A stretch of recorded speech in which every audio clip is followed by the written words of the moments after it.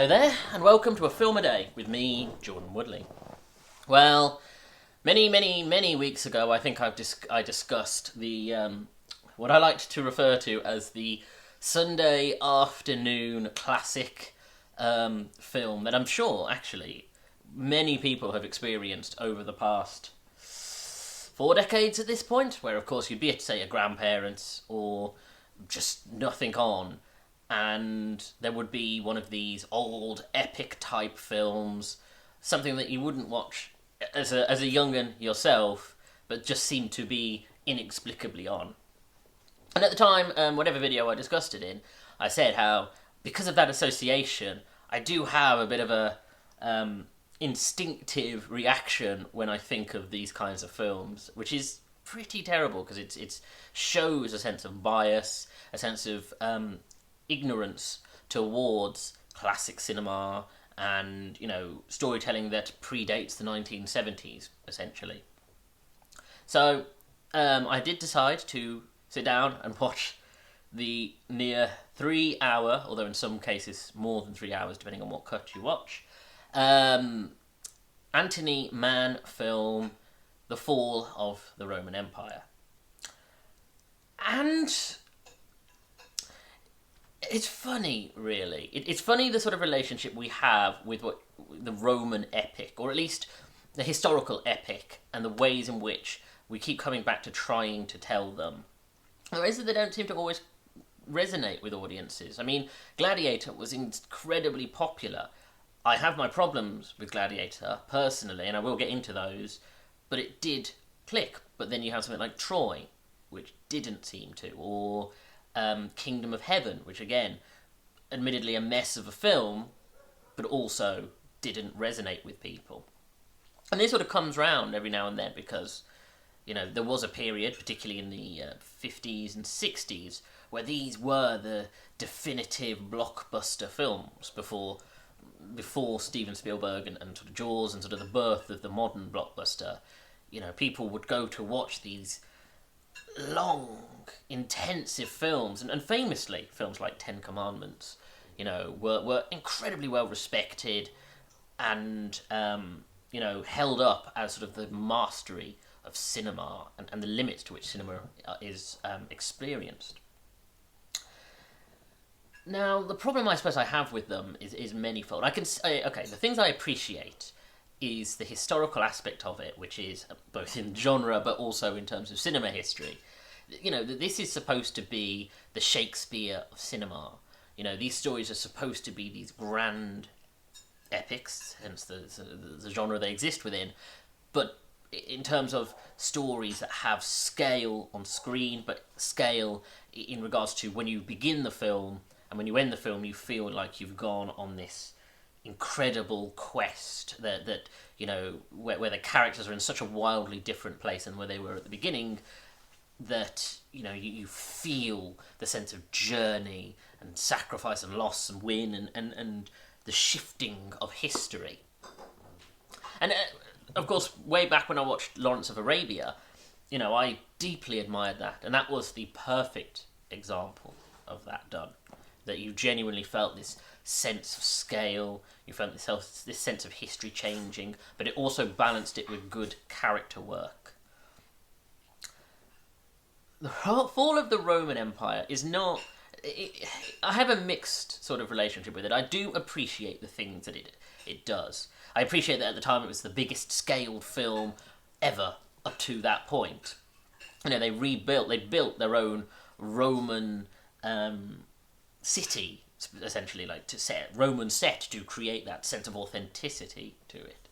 And you get that sense of that Antony Mann saw the historical novel, The Decline and Fall of the Roman Empire, and wanted to recreate that story. And I really was invested in that. I genuinely was interested in going, wouldn't it be great to see a story that shows the decay and decline of an empire and how it doesn't happen overnight, but you see the events that slowly chip away until what was something that was great and bountiful is this decayed ruin. and doesn't, unfortunately, because of the ambition of it, and this is definitely a film that has a great deal of ambition, but it also has a significant lack of focus. It falls into the problems that I know a lot of 60s, 50s epics had at that time, where they did have certain criteria to fulfill. And you can see the sense of, okay, this, when you tell an epic and a story like this, you don't tell one genre. You don't just tell, because this is traditionally categorized as a war film within the war genre or war drama.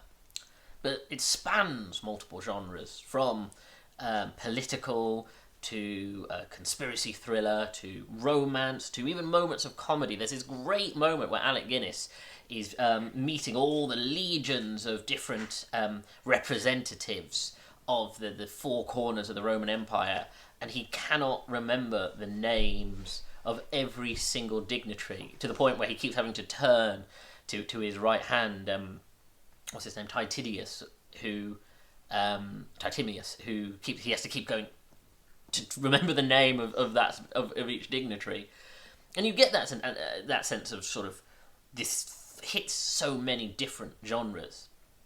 The problem I have with it is it does the thing like Antony and Cleopatra, where the romance is front and center, because of course big romances sell. But it's incredibly distracted by that, and I think it does Sophie Loren a great disservice, because her character is rich and nuanced and has political machinations, and but also sort of wants to fulfill the will of the people. But then she also falls into traditional love interest, where her passions overtake her, and all of a sudden her only drive is to be with Lavinus. And I think that's a shame, because I think it restricts the film in some degree, because it gets distracted in being such a having such a strong and romantic strand to it, or such a heavy romantic strand to it. And those are the sorts of problems it has, where it's so unfocused, because at one minute you're watching this incredibly high scale war film with hundreds upon hundreds of extras fighting in what must have been incredibly dangerous circumstances to watch, to see these fights play out on the battlefield. And they look excellent. And then you cut to the machinations and the sort of the political intrigue of it. And then you cut to the love story, and then you cut to... And all of these things could have worked in balance, but they're not in balance. And there's sort of certain moments where you're thinking, well, what happens in this section? And I was just, half an hour ago, I was really interested in Commodus's, sort of what was going on with him. And now we've spent another half an hour away from that, and now we're coming back to it. You also have weaknesses like soap operatic storylines, melodramatic stories that are just unnecessary. There are certain plot beats and plot lines that are just there to give characters, twists and go, oh, this person turned out to be this person's child. And frankly, it's unnecessary. I was much more interested in the sort of macro political intrigue and the idea of a good man, serving under a good man who was supposed to be the ruler, having to serve under a madman. And I thought that was a much more interesting story than some of these annoying subplots. Now, I mentioned Gladiator, and I do think, weirdly, I don't know if Gladiator is directly inspired by the fall of the Roman Empire, but there are so many parallels to it, both in intention, but both in plotting, but also in the way that sort of character arcs work out, and the way certain things live and die within the narrative based on what choices the directors make. For instance, Alec Guinness carries the first 40 minutes of the film as Mark Aurelius. I genuinely think he's such a charismatic figure, and of course it's Alec Guinness, so of course he knows when to hit the comedy beats, knows when to be serious, knows when to play the soft father, knows when to play the hard ruler. And like with Oliver Reed, who, again, I think anchors Russell Crowe and Joaquin Phoenix in the first part, he anchors Stephen Boyd and, I'm going to say Christopher Plummer, I think, plays Commodus. and it allows them, this more mature, serious actor to give them that sense of weight to their performances. But, of course, as part of the conspiracy, he has to be murdered. And the weird thing about his murder, sorry, returning to what I said before about weird soap or opera sort of storylines, is the fact that you have like a group of senators who conspire to kill him, but they're a group of characters we've either not met or not really spent any time with, and the person who actually kills him is given so much screen time in this small section of the film, and yet just disappears essentially for the rest. And it's weird because it feels unfocused, because those characters seem like all of a sudden they have bigger personalities and then fall right back into the background. But yeah, and of course Alec Guinness, as is the nature of this Grecan tragedy, dies. Is poisoned, and of course then Commodus takes over, even though Marcus Aurelius wanted Livius to take over, but he didn't sort of put it into motion in time before his own murder. And all of a sudden the film struggles because it's lost its heavy hitter. And the film, it's fine.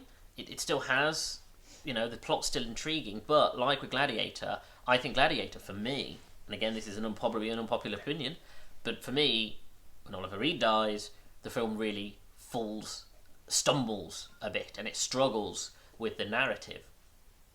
And again, the parallel between Russell Crowe and Stephen Boyd and their kind of character arcs, the loyal soldier who has this sort of brotherly relationship to the guy who will become the Roman emperor, and then the way that it escalates to the ending. And I'm going to spoil the ending because I want to sort of it's a 56-year-old film, so I'm good. The fact that it ends with sort of them obviously going from brothers essentially to one serving under the other, to enemies, to physically having to fight each other, is a good arc. But when it boils down to them having to actually have a fight, to me, I didn't need it. I was more interested in the grander machinations than I am in, these two characters having a javelin fight. In the same way that Gladiator, for me, is ending. I'm not that interested in the physical fight between Joaquin Phoenix and Russell Crowe. I genuinely was much more interested in sort of the political movements, where like Gangs of New York, I think, does it so well, where it tries to set it up as a physical fight and then shows the sort of futility of that, and it becomes more a political one. And yes, the physicality comes back towards the end, but it's earned. And there is a beautiful moment in the fall of the Roman Empire where it becomes political and about who controls the military, who controls the Senate, all these rebellions going on. And the sort of, you're seeing all the pieces fall apart in the Roman Empire. And then it falls back onto, because of ego and masculine pride and misplaced parenthood, Commodus challenges Livius to a fight, and that determines the fate of Rome, kind of.